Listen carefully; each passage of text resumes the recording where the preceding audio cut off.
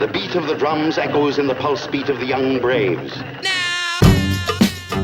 Salut les joueuses, salut les joueurs, je suis Paul Gara et on se retrouve pour une nouvelle interview. Et pour cette fois-ci, je suis en compagnie de Fabien Gridel. Salut Fabien. Bonjour Paul Gara. Comment vas-tu ? Écoute, très très bien, merci de ton invitation. Que ça me fait très plaisir, ça va être l'occasion de revenir sur tes jeux, des jeux dont un qui a énormément fait parler de lui, c'est Turing Machine, puisque tu as eu une sélection à l'As d'Or dans la catégorie initiée. Et également Pass of Civilization qui est sorti récemment, et puis surtout tous les projets à venir pour 2024. Alors, avant de commencer de rentrer dans le vif du sujet, on va revenir un peu sur toi, enfin ton profil de joueur. J'en veux apprendre un peu à mieux te connaître. Et depuis combien de temps tu joues environ ? J'étais surtout passionné très enfant par les jeux vidéo. Mes parents m'ont offert une Nintendo NES quand je devais avoir 7-8 ans et j'avais trouvé ça absolument fantastique. J'ai perdu ma vie sur les jeux vidéo et même encore maintenant. Vers l'âge de 13 ans, j'intègre un club de jeux de rôle qui était pas très loin de là où vivaient mes parents, une vingtaine de kilomètres. Le club de jeux de rôle est progressivement devenu un club de Magic the Gathering. On est vraiment dans cette époque-là.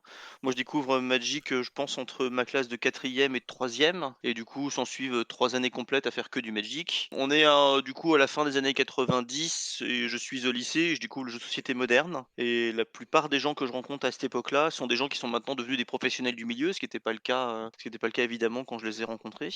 Donc début des années 2000, je vis à Paris et en banlieue parisienne. Et du coup, je rencontre énormément de gens avec qui je joue quasiment tous les soirs de la semaine, quasiment tout le temps aux jeux de société.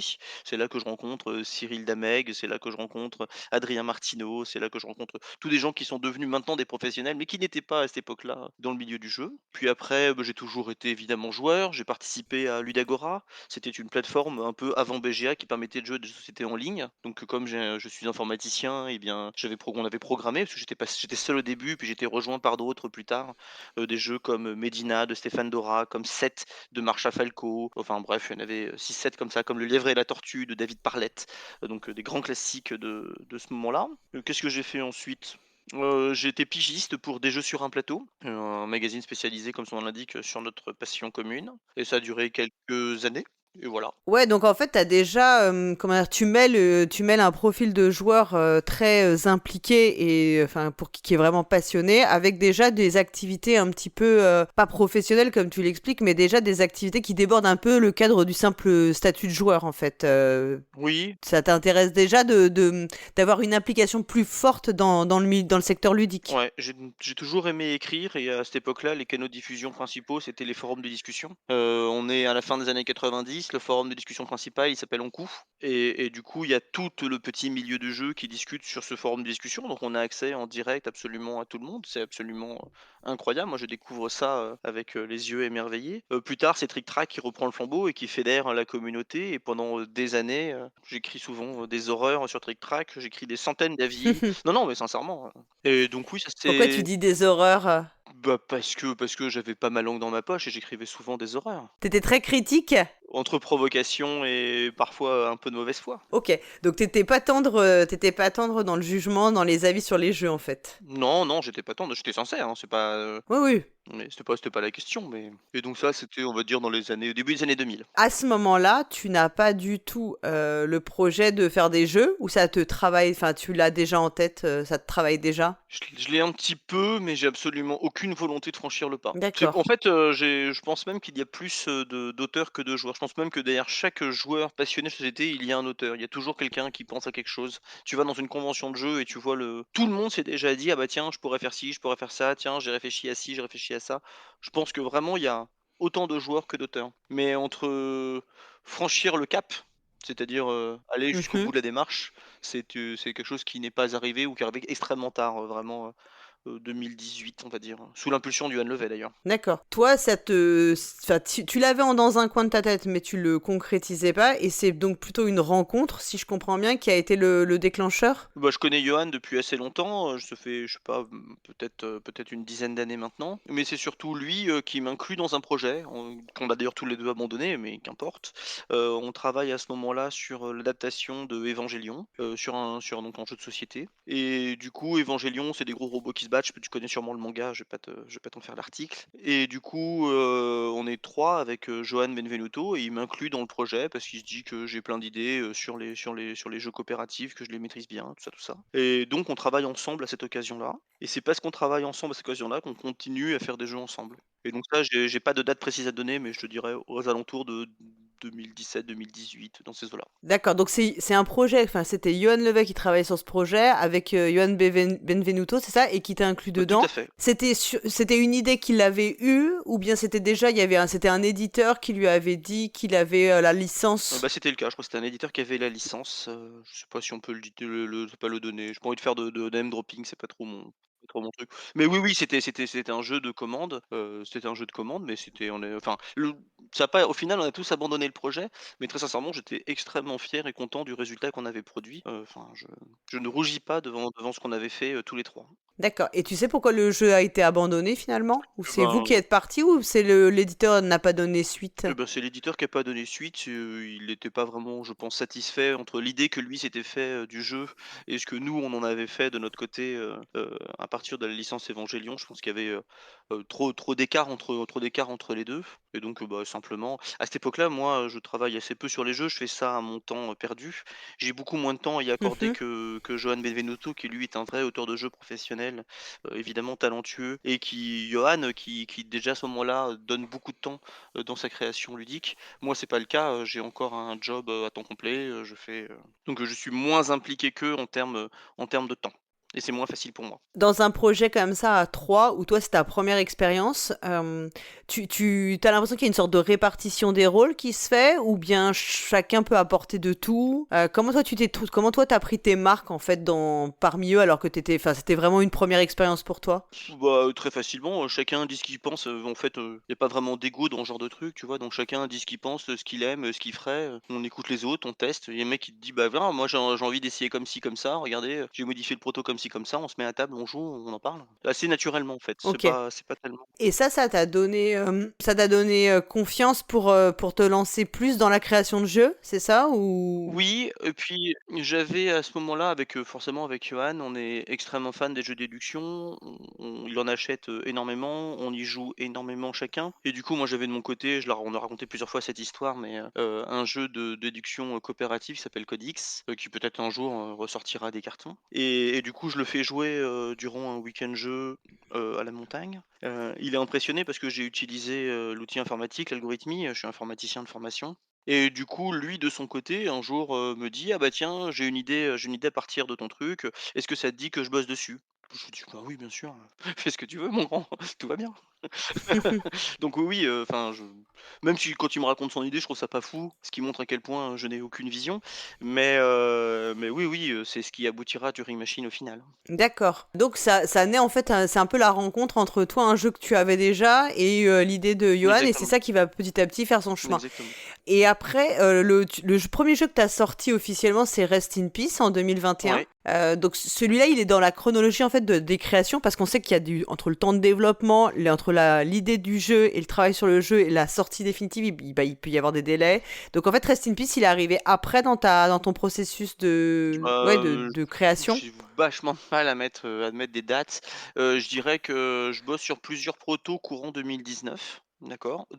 Ok. Dont Rest in Peace. Je pense que je connais bien Alain Ballet, l'éditeur de Blue Cocker. Je le connais depuis très longtemps parce qu'il est très impliqué dans le milieu du jeu depuis extrêmement longtemps et il se trouve que dans son précédent logement était dans un petit village tout près de chez ma sœur, dans la banlieue de Toulouse. Ma sœur habite un petit village dans le sud de Toulouse et il se trouve qu'Alain, à ce moment-là, quand je l'ai rencontré, vivait tout près.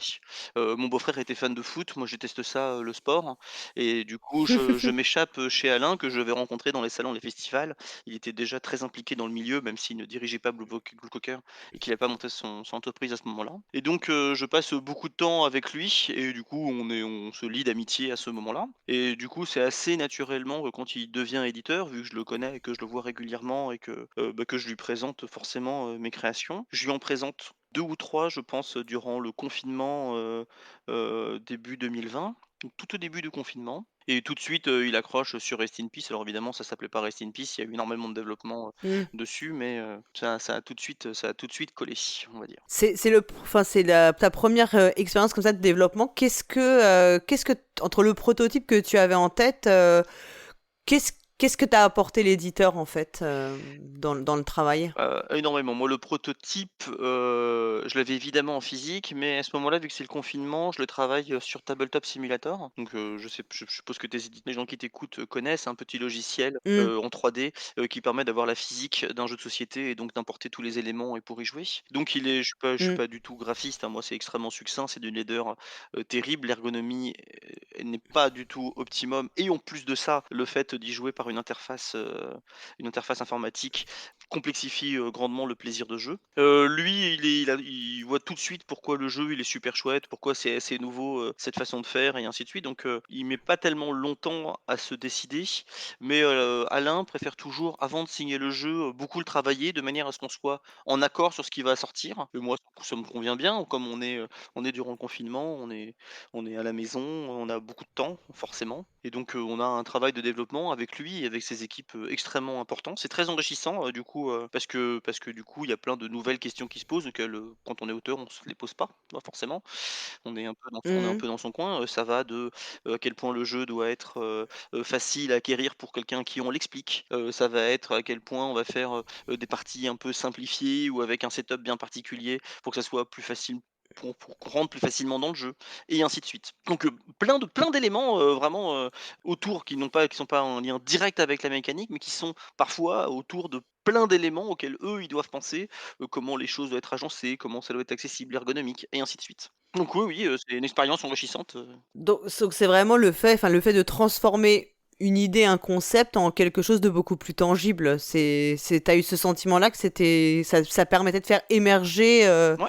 faire émerger un vrai objet, là où il y avait plutôt des idées et oui, des concepts. Ouais, ouais, ouais, bien sûr, le tout premier prototype physique, c'était des animaux fantastiques, qui s'affrontaient et qui se battaient avec, des decks, tous différents et au final, on a exactement le même deck et les pouvoirs qu'on acquiert, ils s'acquièrent au fur et à mesure de la partie. Tout change, tout change. C'est vraiment une expérience extrêmement enrichissante. T'as l'impression qu'il t'a aidé à épurer un peu ce que t'avais en tête? Oui et puis surtout, plein de bonnes idées, qu'on essaye, qu'on travaille, qu'on recommence. On fait des centaines de parties. On n'a pas fait de compte, mais ça se compte en centaines de parties. Ouais, j'imagine. Moi, je pense que j'en ai fait 500 des parties, par exemple. Avec toutes les évolutions de gameplay que vous avez Ouais, insufflées. pour être sûr que tout soit parfait et conforme à notre souhait. Et au moment, il y a un jour, on se dit: «Bon, bah, là, on est tous les 2 extrêmement satisfaits» et il me propose un contrat. T'es très satisfait. En fait, après, t'as la partie d'illustration aussi, les visuels. Enfin, c'est la premier jeu que tu fais qui sort. C'est une grosse satisfaction. Voilà, c'est incroyable. Il travaille beaucoup avec, Anne Heitsink, même avant Rest in Peace, hein, donc il propose Mm. le projet à Anne. On fait jouer Anne, d'ailleurs, par Tabletop Simulator. Moi, j'arrive un petit peu tard ce jour-là parce que je sors tard d'une réunion du travail et je les rejoins, ils sont encore en pleine partie. Mais du coup, Anne connaît extrêmement bien le jeu et fait tout de suite, énormément, de propositions. Elle est extrêmement, moteur sur le sujet. C'est-à-dire que son rôle d'illustratrice va au-delà de simplement le dessin. Elle est force de proposition sur le sujet, elle connaît parfaitement bien le jeu puisque du coup, elle le connaît véritablement et du coup elle propose des sketchs, elle propose, immédiatement, des choses, elle propose même, des ajustements de thèmes. Enfin c'est moi je ne connais pas tout ça, hein, je découvre à Mm. ce moment-là, hein, complètement. Ok, donc le jeu est sorti en 2021 et on va revenir après au jeu qui a suivi dans la chronologie de ta ludographie, c'est dont tu as commencé à nous parler tout à l'heure, c'est bien sûr Turing Machine. Donc tu le disais, c'est suite à un week-end jeu avec Johan Levet où vous jouez à Codix, c'est ça? Que Johan a l'idée d'un jeu qui repartirait un peu de ce système.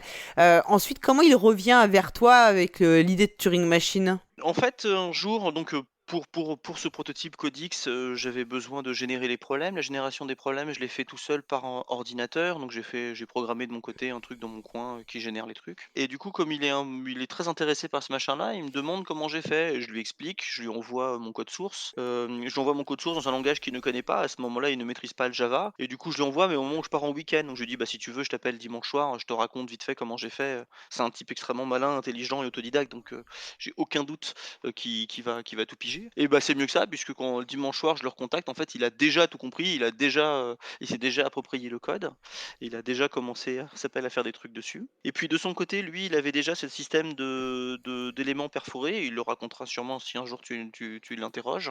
Et lui, il est pas fan des jeux coopératifs, du coup, il cherche une idée où c'est le matériel qui répond. Et Mmh, il a déjà ce truc avec le truc perforé. Il d'accord. m'appelle, il m'en parle un jour, et je lui dis: «Oh, tu sûr? Ça paraît pas fou comme idée?» Et ça montre à quel point je suis un imbécile, puisque à partir de là, il m'envoie, des centaines de photos, on échange, des heures et des heures, au téléphone. De son côté, il fait, des milliards de prototypes à l'imprimante 3D pour faire les plaques perforées. Alors là, du coup, l'ergonomie n'est pas du tout celle de Turing Machine, version finale. Il y a le code Mmh. à 4 chiffres, les plaques sont plus grandes, les trous sont plus petits. Enfin bon, il y a plein de trucs, comment dire? Puis un jour, il me dit: «Bon, bah, voilà, c'est prêt, il faut que je te montre». Et donc il vient chez moi, un mercredi, je m'en souviens extrêmement bien. Alors on habite dans la même région, mais en fait on n'est pas, côte à côte. Donc quand il dit: «Il faut maintenant que tu vois ça», tu vois? Voilà. Mmh.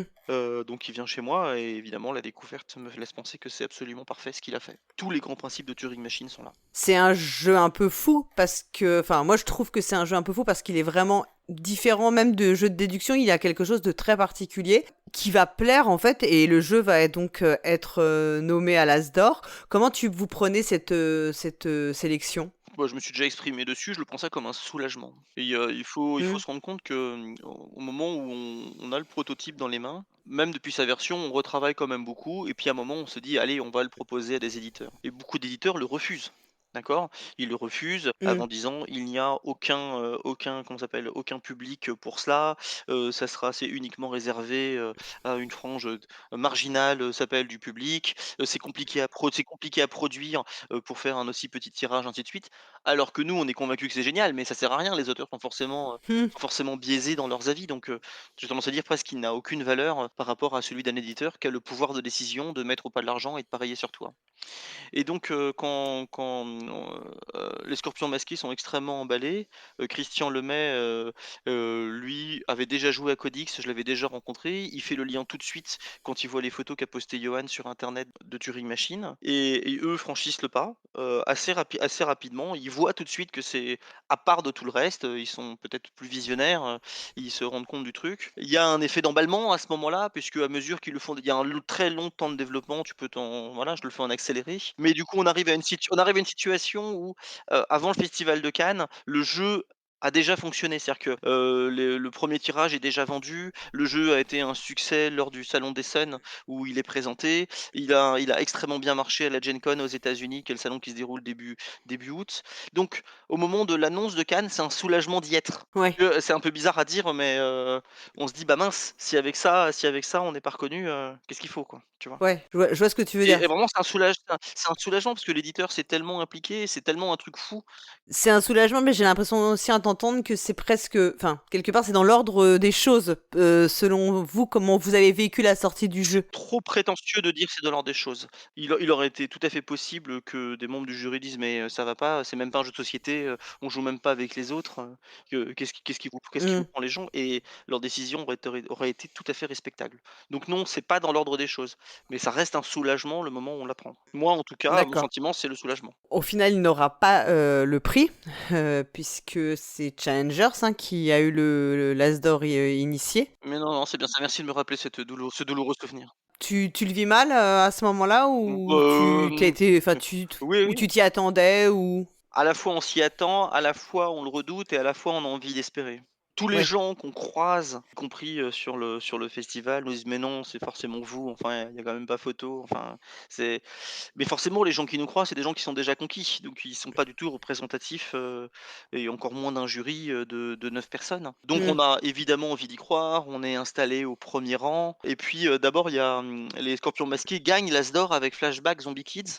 Donc l'éditeur gagne déjà un as d'or juste avant, puisque dans l'ordre, il commence par le jeu enfant. Oui. Donc déjà on s'est dit: «Ah, est-ce que vraiment le jury va récompenser 2 fois le même éditeur, la même année?» Donc on est fébrile, hein, enfin c'est des émotions, assez difficiles et puis vient le moment de l'annonce et évidemment une immense tristesse et déception, alors qu'on devrait pas être triste, on devrait être en joie d'avoir déjà été nommé. C'est déjà une Mmh. reconnaissance, formidable, mais pourtant, c'est pas le sentiment, qui me traverse à ce moment-là. Je pense que Johan l'a sûrement un peu mieux vécu que moi d'ailleurs, moi je suis sûrement un peu plus sensible de ce point de vue-là. Ouais. Mais d'ailleurs, tu retrouveras, hein, je pense que j'ai écrit sur internet, un très long post qui Oui. décrivait ma déception, je pense que tu le trouveras sans difficulté. Bah après, c'est vrai qu'on n'a pas tous la même, comment dire, capacité de mettre de la distance en fait avec les événements. Enfin, c'est aussi très propre à chaque personne, hein, Non. plus les expériences personnelles. Mais moi, enfin, je comprends tout à fait que même si tu t'étais préparé psychologiquement, tu peux éprouver de la déception. Récemment, à Vichy, vous avez eu le prix. Le prix pour le travail octorial, si je dis pas de Non, tout à bêtises, fait, qui a été décerné par par le groupement des boutiques tout à ludiques. fait. C'est un prix qui t'a beaucoup touché parce que en plus c'est vraiment axé sur le travail d'auteur. Donc comment tu l'as pris cette récompense? Comment tu l'as prise? En fait, il faut pas bouder son plaisir, quand les gens vous disent, «Bravo, c'est super ce que vous faites». Il y aura une sorte de fausse modestie à aller faire, «Oh non, c'est normal». Non, non, évidemment, on est flatté. On est flatté, enfin, en tout cas moi, je vais pas parler pour Johan, ça serait prétentieux, mais enfin, on est forcément flatté quand les gens viennent vous voir et vous disent: «Bah, franchement, chapeau les gars, votre job, ben, c'est super cool, bravo». Et Hmm. donc oui, oui, on est forcément heureux, content.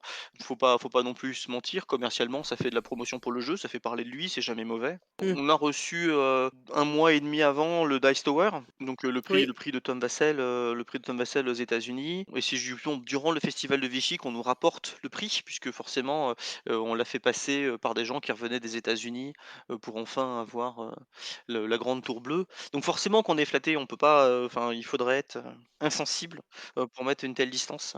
En plus, tu sais que ça veut dire que les boutiques ludiques, elles choisissent ce jeu, c'est un jeu qu'elles vont continuer à mettre en avant. Et on sait que des jeux qui continuent d'être mis en avant par les boutiques longtemps après leur sortie, bah en fait, avec le nombre de sorties actuelles, il n'y en a pas tant que ça en réalité. Donc c'est aussi que le jeu va continuer de vraiment d'avoir une vie en boutique. Ah bah, c'est sûr, un jeu qui s'installe dans la durée, c'est le rêve de tout le monde. Mais ça, par contre, les auteurs n'y sont pas pour grand-chose. La chance du succès n'est pas vraiment due à l'auteur, en tout cas pas de mon point de vue.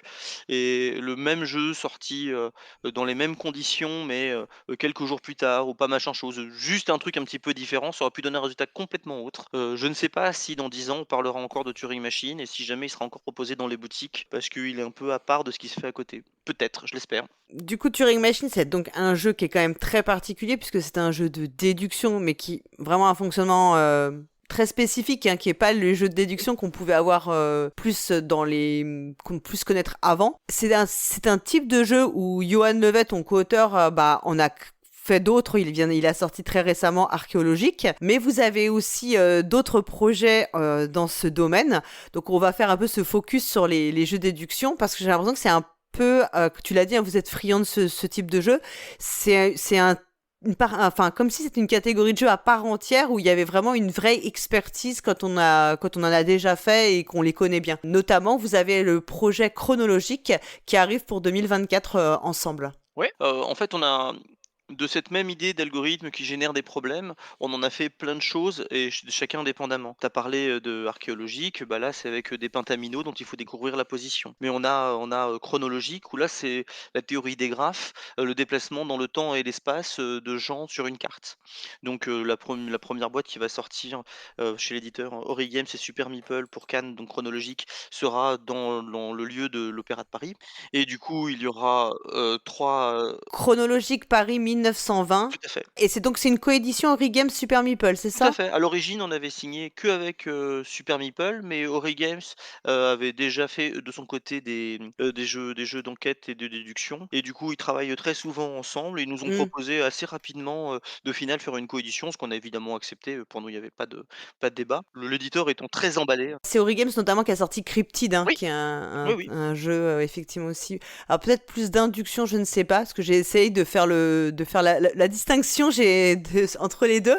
Et en fait, tu t'aperçois que la distinction est très très fine et parfois, selon les sources, on dit, enfin, des jeux passent pour de la déduction ou de l'induction selon les personnes qui en parlent. Ouais, je peux te parler de Cryptid. Cryptid, c'est un jeu qui est fantastique et c'est sans Cryptid, il y aurait jamais eu Codex et sans Codex, il y aurait pas eu Turing Machine.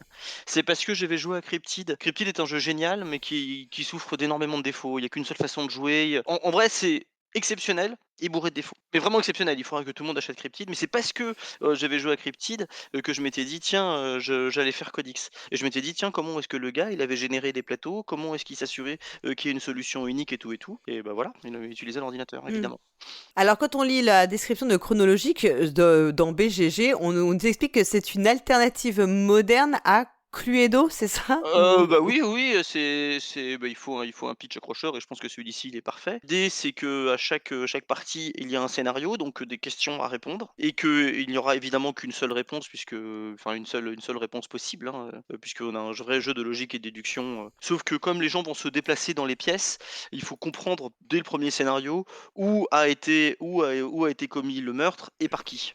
Et à quel moment? Ce qu'il n'y a pas dans Cluedo. Donc c'est pour D'accord. ça qu'on dit un Cluedo plus plus, tu vois? Hmm. Que la première enquête, c'est, vraiment, Parce que je comprends qu'en fonction du temps qui passe, la localisation des suspects ne sera plus la même, c'est ça? exactement. En fait, à chaque moment de la soirée, il y a 6 temps. À chaque moment de la soirée, les gens sont obligés de se déplacer d'une pièce à l'autre, dans l'Opéra de Paris. Donc c'est le vrai plan de l'Opéra de Paris, qui a été repris, donc qui a été schématisé naturellement, avec, des portes entre chaque, mais on sait qu'entre chaque temps, tout le monde bouge d'une pièce à une autre, D'accord. en suivant les portes naturellement. Ils se téléportent pas. Et donc on est toujours dans du compétitif, hein, puisque tu l'as dit, Johan Levey il préfère les jeux, enfin il préférait l'aspect Oui. compétitif.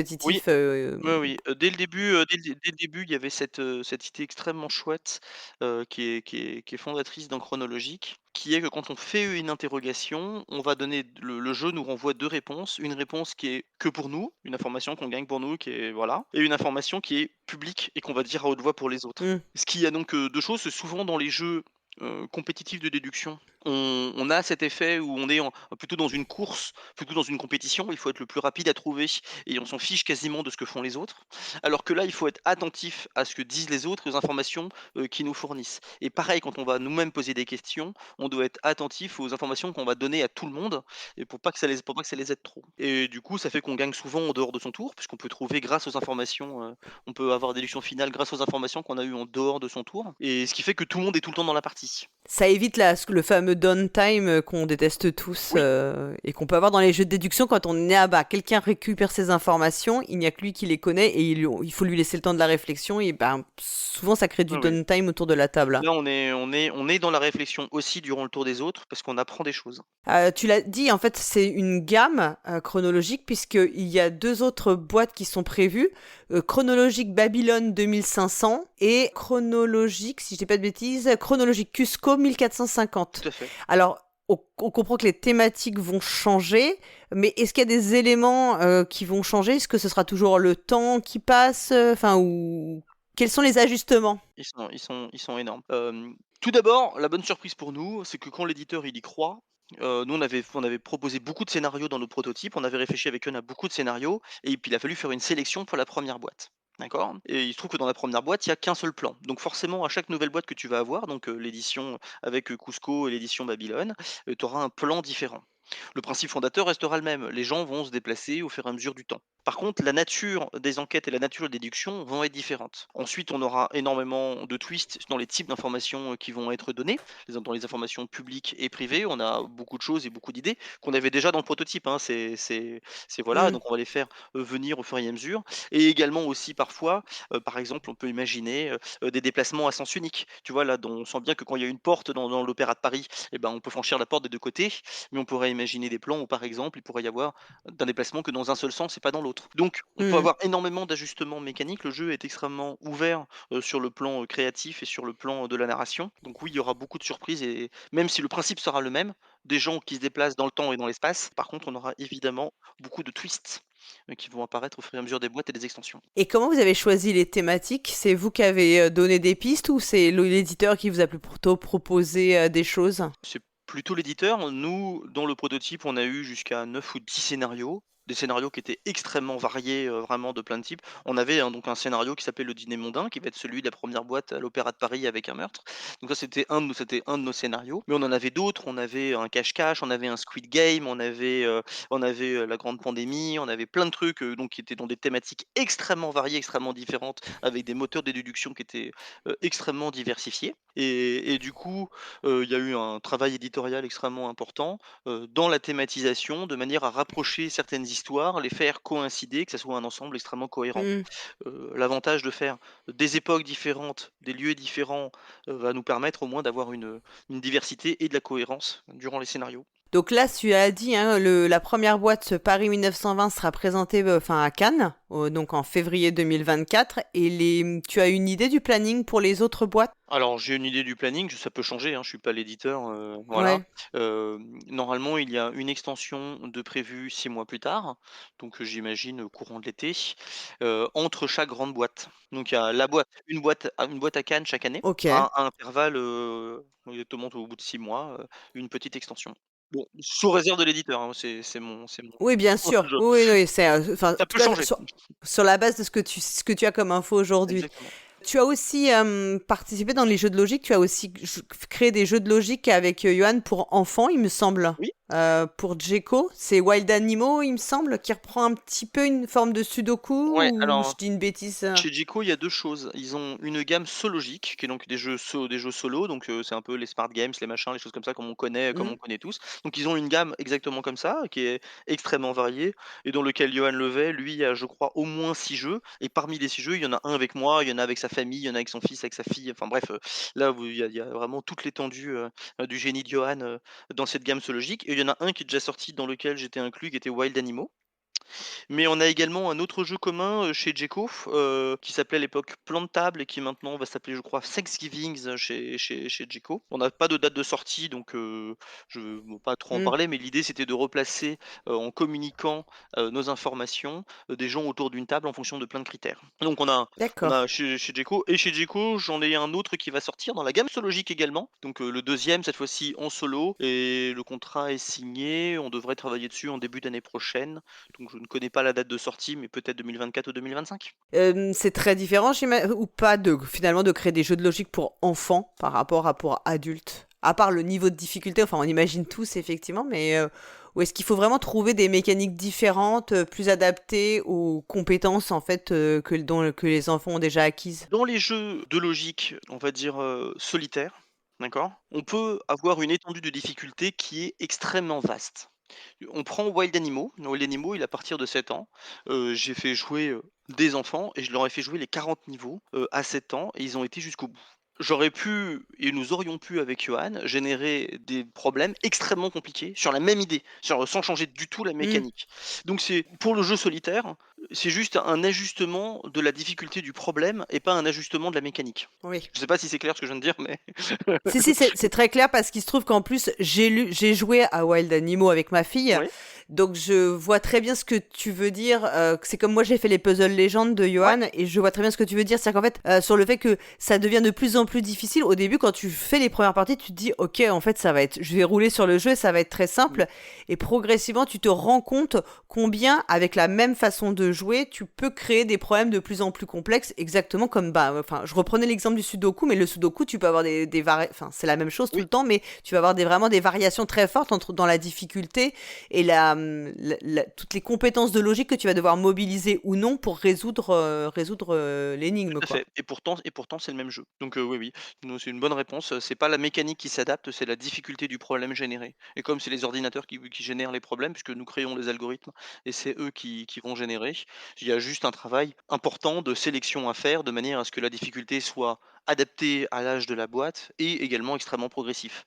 Et ça, tu disais, sur les jeux solitaires, c'était comme ça. Est-ce que sur les jeux compétitifs, il y a des petites différences ou ça reste la même façon de penser, ou tu vas beaucoup plus axer le travail sur l'interaction, justement, comment les joueurs et joueuses autour de la table vont interagir alors qu'ils sont dans des phases de déduction qui sont des phases un peu solitaires sur le papier? Cadre chronologique, c'est un cas parfait, le problème a été résolu mécaniquement puisque c'est la mécanique du jeu qui te dit que quand tu poses une question, tu dis 2 ch enfin, le jeu te répond 2 choses. Une chose qui n'est que pour toi, donc qui va ne servir que à ta réflexion et nourrir que ta réflexion et une chose que tu vas dire publiquement aux autres joueurs qui va nourrir la réflexion de tout le monde. Donc là, pour le cadre chronologique, c'est une réponse, mécanique, liée au jeu. Ouais, Pour le cas de Thanksgiving qu'on a signé également avec Yoann et qui est chez Djeco, là, c'est même plus que ça puisque c'est un jeu de communication. On a chacun des informations. d'accord. D'accord? Et l'idée, c'est que en mettant en commun toutes nos informations, il n'y a qu'une seule solution. Donc il faut savoir communiquer efficacement, sachant que comme il n'y a qu'une seule solution, bah, voilà, il va falloir, faire des tests et déplacer les éléments sur un table. Mais attention, tu as des informations et j'ai des informations. Donc là encore, la réponse est plutôt mécanique puisque c'est inclus dans le système de jeu, on va dire, l'interaction entre les joueurs. Mais le jeu est coopératif. On va laisser un peu de côté les jeux de logique, même si je pense que tu n'es pas, tu envisages d'en faire d'autres. En fait, tu t'as pas l'impression d'en avoir fait le tour encore. Bah, non, c'est juste, une question d'idée, des fois on a une super idée super cool et on se dit: «Tiens, ça pourrait faire un truc rigolo» et voilà. Ouais, donc on va laisser un peu de côté maintenant les jeux de logique et on va revenir sur un jeu qui a été aussi ta grande actualité 2023. Un jeu que tu as fait seul, qui est Path of Civilization, qui est un jeu que tu as signé chez l'éditeur Captain Games et qui a été présenté, je pense, récemment. Enfin, c'était à l'automne qu'il est sorti. Ouais, oui, bien sûr, la sortie, publique, le pré-tirage était à Essen, donc Essen, c'est début ça, ça ouais. c'était début octobre, hein, c'est le premier week-end d'octobre en Mm. Allemagne. C'est le plus grand salon du jeu, donc c'était l'occasion, idéale pour présenter un jeu de ce gabarit, puisque c'est quand même un jeu, relativement important et volumineux et qui le public d'Essen, on a absolument tous les plus passionnés de ce genre-là, quoi. C'est pas le petit public familial, qui vient, dans le festival, en famille pour aller jouer. Ouais, donc c'était un jeu de civilisation. Est-ce que tu as l'impression, en matière de game design, d'avoir passé un palier avec ce jeu? Oui, ah bah, clairement puisque en fait, il reprend énormément, de théories de game design, sur lequel, j'ai eu l'occasion, de réfléchir, d'appliquer ou de les mettre en application, grâce à Path of Civilization. Le jeu, sa première caractéristique, c'est que c'est un jeu de civilisation qui est court. Donc c'est un jeu qui dure, on va dire, Mm. entre 1 et 2 heures, même quand il se joue à 5 joueurs, ce qui est une performance, importante puisque les mastodontes du genre et les références uniques du genre sont plutôt au double ou au triple du temps. L'astuce mécanique, c'est de jouer en simultané, de faire les phases, le plus de phases possible en simultané. Donc on joue quasiment tout le temps ensemble, ce qui fait que le temps de la partie est le temps du jour le plus lent, celui qu'on attend. Mais ce qui fait surtout que la densité de jeu, ce que les gens font, l'impression d'avoir accompli en un temps relativement réduit est extrêmement important. Donc on est toujours dans l'action et toujours en train de réfléchir à ce qui va se passer. Oui, ça crée un sentiment d'intensité en fait autour de la table pour tout le monde en Oui, réalité. tout à fait, c'est quand même un jeu qui est extrêmement, facile à expliquer et facile à prendre en main et qui pourtant a une courbe d'apprentissage importante. On retrouve, par exemple, l'idée qu'il y avait déjà dans Rest in Peace, donc ma première création dont on a parlé tout à l'heure, l'idée que les cartes sont exposées face visible, au début de la partie et qu'il va falloir prendre en compte et en considération, pour être performant, dans le jeu. Le jeu, fait appel à énormément de théories et puis aussi, des choses de goût personnel, liées au jeu. On a beaucoup de jeux de gestion et de simulation. C'est un Eurogames, pur et dur, dans lequel, il y a des pouvoirs asymétriques, mais qui nous obligent de jouer d'une certaine manière, ce qui moi, je déteste. Je prends un jeu exceptionnel, comme, Terra Mystica par exemple. Si tu joues à Terra Mystica, tu prends ton pouvoir de départ et il te dit comment tu vas jouer ta partie, tu n'as pas le choix. C'est ça que tu vas faire, on te l'oblige. Là, c'est pas le cas dans Path of Civilization. On va te donner, un départ dissymétrique avec, un avantage, une piste de priorité qui est différente, mais il y a aucun problème à ce que l'Égyptien, défonce tout le monde militairement. Il y a aucun problème, à ce que Rome, acquiert, des dizaines de leaders. Enfin, le jeu n'est pas fermé de ce point de vue-là. Dès le début, tu savais que c'était un jeu de civilisation ou t'as eu d'abord une idée mécanique et ensuite ça s'est intégré dans un jeu de Ah civilisation? non, non, dès le début, c'était un jeu de civilisation, la théorie pour raccourcir un jeu, d'accord? Surtout quand c'est un jeu de simulation, c'est de le rendre plus abstrait. Le problème de le rendre plus abstrait, c'est que ça le rend moins un jeu de civilisation et c'est en ça que la simultanéité permettant de gagner du temps, permettait de conserver la thématique extrêmement fort initiale qui était la civilisation. Le principe, de départ, c'était de dire, quelles étaient mes grandes priorités de ma civilisation, de les sélectionner tous ensemble et de les révéler. Ça n'est que bien plus tard qu'est arrivé ce moment où on doit se séparer d'une carte, ce qui a un immense avantage sur le plan du game design, puisque en se séparant régulièrement de cartes, On dit aux joueurs qu'ils n'auront jamais 300 millions de possibilités, 25 cartes en main, voilà, ils en auront toujours que 5 et sur les 5, il faudra toujours en perdre qu'une seule et ensuite, il y a la théorie du choix parfait entre les positionner à gauche ou les positionner à droite, ce qui leur donne le choix entre globalement participer à la course technologique quand on les met à droite ou plutôt développer sa civilisation et profiter des effets de leur technologie, pour aller construire des merveilles, participer aux guerres, jouer les grands défis de l'humanité, développer leur religion, faire des leaders et ainsi de suite. Il y a plein de ça s'appelle d'éléments de contexte et de game design qui rentrent dans cette Mmh. ergonomie et dans cette mécanique. D'ailleurs, pour un peu expliquer la jeunesse du jeu, tu as fait une sorte de, enfin, tu publies des épisodes sur YouTube en fait qui reviennent sur certains aspects phares du jeu. Oui, déjà, je trouvais que c'était, sympathique, de le partager.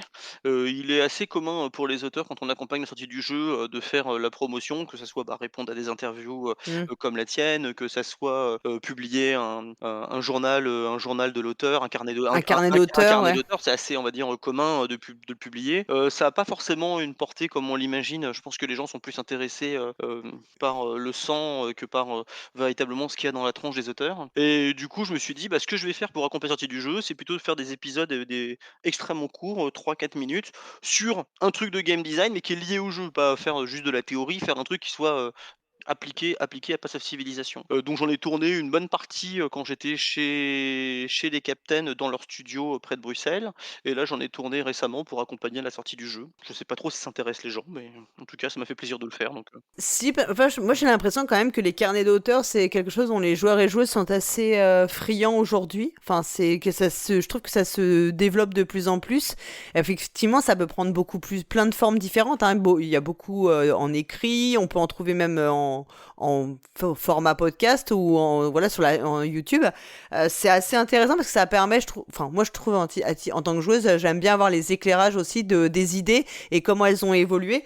Notamment dedans, enfin, dans les thèmes que tu abordes, tu abordes aussi la question, bah, par exemple, de la diversité. Comment on sort aussi. J'imagine que l'idée c'était de montrer aussi comment on pouvait sortir de certains clichés des jeux de civilisation sur la question des représentations. Ouais, alors du coup, ça c'est peut-être l'épisode qui est le moins lié au game design. Alors déjà parce qu'il faut que je Ouais. plaide coupable avant de commencer, parce que moi mon prototype, il était avec ma vision du monde. Moi, j'ai 45 ans, je suis cadre en informatique, je suis français et donc bah, je connais beaucoup mieux l'histoire de France que n'importe quel autre. Je connais beaucoup mieux, les personnages qu'on m'a enseignés dans mes cours d'histoire, durant ma jeunesse que n'importe quel autre et ainsi de suite. Par conséquent, j'ai une vision du monde qui est évidemment parcellaire. Mais pour moi, c'était même pas un sujet quand j'ai fait le proto, quand je l'ai présenté comme machin, je plaide coupable. Ça n'était même pas un sujet pour moi. C'est vachement plus tard, que c'est apparu. Quand je dis vachement plus tard, c'est au moment, de l'édition, parce qu'il y a un moment, il faut quand même trancher. Ou par moi, par exemple, je dis, j'avais mis, comme leader, j'avais mis, Henry Ford. Le gars, bah, il y a une catégorie industrielle dans Path of Civilization. Le leader était déjà présent dans Food the Edges, me semble-t-il, le chef-d'œuvre de Vlada. Je voyais pas de problème à le rajouter, dans Path of Civilization. Bon, il se trouve que ce mec-là, c'est un enfoiré. Il est cité, positivement dans Mein Kampf, il est antisémite notoire. Est-ce que j'ai vraiment envie d'en faire la promotion ou pas? Non! Bah non, la réponse est non. Mais moi, quand tu fais le proto, je te promets, alors là, je plaide coupable et c'est pas une question, de genre, de machin et tout, mais c'est qui tu mets et en fait, on se rend compte que la plupart de personnages célèbres, sont Mm. éminemment polémiques. Alors quand ils sont polémiques, mais qui font partie de l'Antiquité, il y a pas grand monde qui vient se plaindre, que Gengis Khan était un salopard. Tu vois? Oui. Mais quand c'est quelqu'un qui est relativement moderne, est-ce que tu as vraiment envie de provoquer, je sais pas, je donne un autre exemple de quelqu'un, il y avait Picasso dans la catégorie, littéraire, pas littéraire, culturelle. Il y avait Picasso. Ouais. Catégorie culturelle Picasso. Oui, bah, Picasso, c'est un enfoiré aussi. Je ne conteste pas, alors j'ai aucun avis sur son œuvre, hein. Mais manifestement, Oui, humainement, oui, c'est pas un oui. mec bien. Du coup, vu que j'ai le choix, est-ce que je vais le mettre ou pas? Bah non. C'est très intéressant ce que tu dis parce que ça veut dire, c'est pas qu'on dit qu'il a pas existé, qu'il n'a pas fait Non, d'œuvre, c'est de dire est-ce qu'on a envie de bah générer oui, enfin comment dire, un sentiment positif pour le joueur ou la exactement, joueuse qui va utiliser ce bien personnage sûr. et qui va le trouver cool, alors que sachant que dans le jeu t'as pas forcément la possibilité de non Non, plus remettre en perspective tout ce non. qu'a fait Picasso dans sa vie, y compris les trucs horribles Non, quoi. exactement mais une fois qu'on a commencé, qu'on a mis le doigt dessus, que c'est devenu visible, qu'il faut avoir une sélection, on va dire, réfléchie et posée. Et je le redis, hein, c'était pas mon cas lors du prototype, donc je m'attribue pas de laurier sur ce sujet-là. Mhm. Mais du coup, il faut se dire: «OK, Mais c'est pareil, pour les grandes guerres. Toi, forcément, tu connais beaucoup mieux la Seconde Guerre mondiale, que des guerres qui se sont déroulées en Asie du Sud-Est. Mais elles sont moins importantes ou pas? Bah non, elles sont pas moins importantes et du coup, il faut avoir la diversité et je te fais pareil pour les grands monuments. Bah, forcément, toi, tu connais beaucoup mieux les grands monuments de l'Antiquité, Mmh. romains, grecs, égyptiens parce que, bah, c'est ceux que tu as appris toi à l'école et pourtant il y en a d'autres partout dans le monde. Mmh. Idées comme ça, l'exemple, je peux t'en donner à foison, à foison et ça ne de toutes les ethnies, de toutes les genres, de tous les trucs, sans vouloir blesser personne. Et le choix même des défis de l'humanité, puisque le jeu raconte une histoire au début de la partie, on étale une histoire sur le plateau que les gens vont vivre. Et ben, il y en a l'éditeur a tout de suite demandé à ce qu'il y en ait plus dans la boîte que ce que moi j'avais fourni dans le prototype initial. Évidemment, il y a un rapport mécanique entre ce que la carte est, quel est l'événement, et son effet sur le jeu. Mais du coup, est-ce que vraiment tu as envie, dans les événements et dans les défis, de raconter certaines horreurs? Non. Est-ce qu'il faut pourtant les passer sous silence non plus? Je sais pas, tu vois, c'est une vraie question, Ouais. Ouais, heu, ouais. qu'on doit se poser et en tout cas sur lequel il y a eu un vrai travail éditorial. Dans les autres vidéos aussi, il y a une question qui parle du knowing factor, c'est ça? Ouais, ouais, ouais. Tu peux nous en parler un petit peu, ou Ouais, pas? oui, bien sûr, ça se dit extrêmement simplement. Le knowing factor, c'est le besoin d'en connaître. C'est une notion qui est en informatique qui veut dire complètement autre chose, mais c'est l'idée que pour faire des choix éclairés dans ton jeu, si tu veux un jeu qui soit pas un jeu, heu, on va dire très hasardeux et hasardeux et opportuniste, il faut que moment tu fasses tes décisions, tu aies suffisamment d'informations pour que entre les choix qui te sont proposés, tu puisses trouver celle qui te paraît la meilleure. Tu peux avoir toutes les informations, tu connais le jeu d'échecs, tu connais les versions, les pièces sont sur le plateau, elles sont toutes visibles, tu connais tous les déplacements, tu peux tout prévoir. Et puis à l'inverse, tu peux ne rien prévoir. Imagine-toi que tu es un brouillard de guerre et que tu vois pas du tout ce qui se passe de côté du plateau. Mmh. Eh ben, il y a une sorte de, comment dire, de capacité entre les deux, en fonction des joueurs et en fonction de la catégorie de jeu, de le bon nombre d'informations.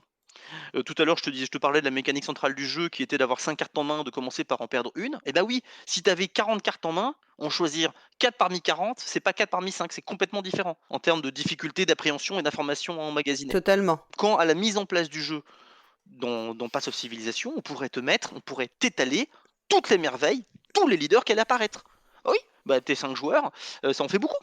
Ça te fait 36 cartes avec 36 effets différents que je t'affiche au début de la partie. Le jeu marchera de la même manière, on change pas la mécanique. Juste, toi, t'aurais ingurgité beaucoup plus d'informations qui ne sont pas forcément nécessaires. Du coup, il y a une sorte d'ajustement. J'ai publié sur BGG parce qu'on m'a beaucoup posé de questions dessus, quels sont les différents modes d'apparition des cartes qui apparaissent. Et comme il n'y a pas, on va dire, une loi écrite de quel est où mettre bien le curseur, et ben on a simplement fait des tests entre ce qui nous semblait le plus pertinent.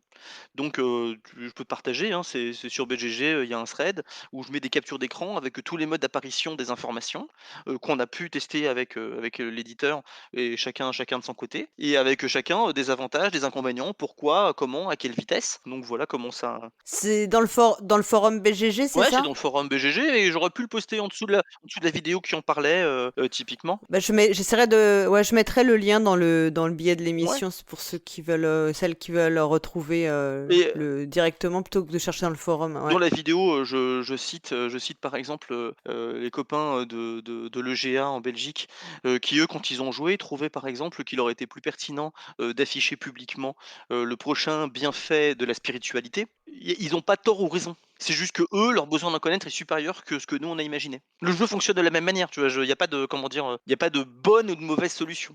C'est juste une question de où tu mets le curseur, où c'est que tu as envie de le placer. Il y a un autre aspect de Path of Civilization dont on a décidé, enfin voilà, moi j'ai décidé qu'on en parlerait pas, c'est la question des illustrations et parce que comme on le sait, elles ont été générées par intelligence artificielle. Tu t'es déjà très très longuement exprimé sur le sujet sur les réseaux, donc je propose qu'on en, enfin je te propose qu'on en parle pas. Bah, ça me convient parfaitement. Je te propose de mettre le lien vers, le thread qui donne mon avis dans le détail et dans lequel j'espère ne jamais avoir à répondre. Voilà, comme ça, c'est beaucoup mieux. On est d'accord, c'est parfait. On va aussi parler de d'autres projets pour 2024.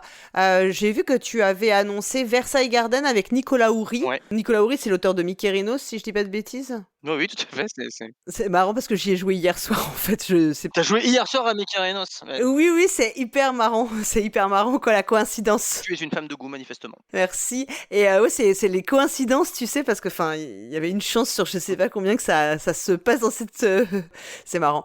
Versailles Garden, c'est un jeu d'enchères, si j'ai bien compris. Pas véritablement un jeu d'enchères. Alors, c'est le terme enchère est souvent galvaudé, par exemple, les gens voient dans Rest in Peace un jeu d'enchères, alors ce n'est pas vraiment un, mais qu'importe.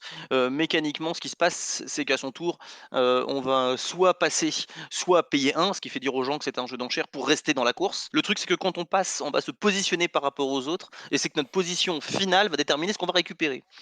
Dit autrement, si on passe très tôt dans ce qui semblerait être une enchère, on va avoir quasiment pas de contrôle sur ce que l'on va récupérer. Et si on passe le plus tard possible, ce qui ressemblerait aussi à une enchère dans ces cas-là quand je le dis, on va avoir un choix parfait du lot qu'on va récupérer pour construire des jardins. D'accord. Pas vraiment une enchère dans le sens où on dit pas combien est-ce qu'on veut payer. Parce que les jeux d'enchères, c'est souvent on entend des personnes dire que les jeux d'enchères ont pas la cote, enfin elles sont moins. Donc c'est plus rare. Il y a eu une grande phase où on a une grande période où on avait beaucoup de jeux d'enchères, on en a un peu moins aujourd'hui. Oui. Toi, c'est un genre que t'affectionnes ou ouais? Alors, comme, tous les fans de jeux de société, j'ai grandi, sous l'ère Knizia. Knizia a publié énormément de jeux d'enchères, mais quand je dis énormément de jeux d'enchères, on va quand même, citer, Fabric d'Erträume, on va citer évidemment Modern Art, on va citer, Medici versus Strozzi. Enfin, en fait, il a travaillé, Les Marchands d'Amsterdam avec, les enchères hollandaises. Enfin, en vrai, c'est un gars qui a Mm. énormément bossé sur le sujet, qui fait évoluer, dans la diversité du jeu d'enchères. C'est un genre qui a eu sûrement son heure de gloire et qui l'a un peu moins maintenant. De mon point de vue, Versailles Garden n'est pas un jeu d'enchères stricto sensu. Je Mm. pense que les gens vont le présenter tel quel et que voilà, d'ailleurs qu'importe, T'avoue que c'est la description que j'ai eue dessus. Après, bien sûr, ça peut être une variation et aussi enfin, le fait de proposer quelque chose de ouais, différent, mais carrément. qui repart d'une mécanique proche de l'enchère. Exactement. Oui, bah, de manière, on est un peu obligé, dans n'importe quel milieu, de se rapprocher à ce qui existe déjà, pour en faire une description. Le système de pique étant relativement original, bah, forcément et vu qu'il est central dans le jeu, je vais pas m'offusquer si les gens disent que c'est un jeu d'enchères, hein. Je vais pas en faire un cheval de bataille. Mais par contre, tu as raison, tu quand même raison sur un point, c'est un genre qui était un peu passé de mode. J'ai vu que récemment, il y en avait quand même plusieurs qui étaient ressortis. Empire's Hands, là, qui est paru, tout récemment et qui est très bien, Oui. est quand même un jeu d'enchères. On a eu, il y a pas très longtemps, un jeu qui s'appelle Les Hauts Fourneaux, qui était quand même un jeu d'enchères avec une mécanique très rigolote et très sympathique.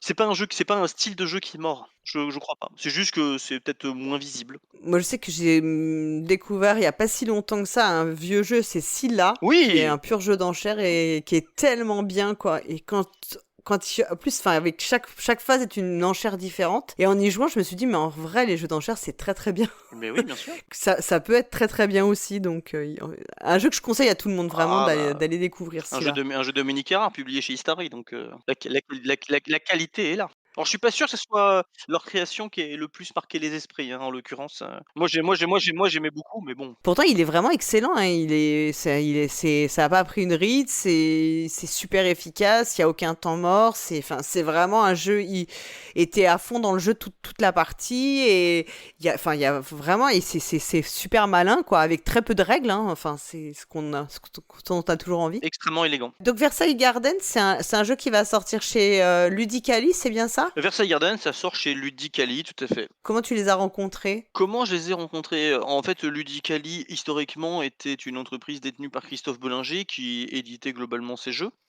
Ils étaient Mhm. plusieurs dans la boîte, j'ai oublié le nom de son acolyte, si jamais je le croise, je lui présenterai mes excuses pour avoir mangé son nom à ce moment-là. Là, ils ont revendu leur entreprise, chacun de leur côté des intervenants différents et à l'heure actuelle, donc j'ai rencontré un des copatrons, de Ludicali qui s'appelle Vlad Pakamov. Je l'ai rencontré simplement, dans un week-end jeu.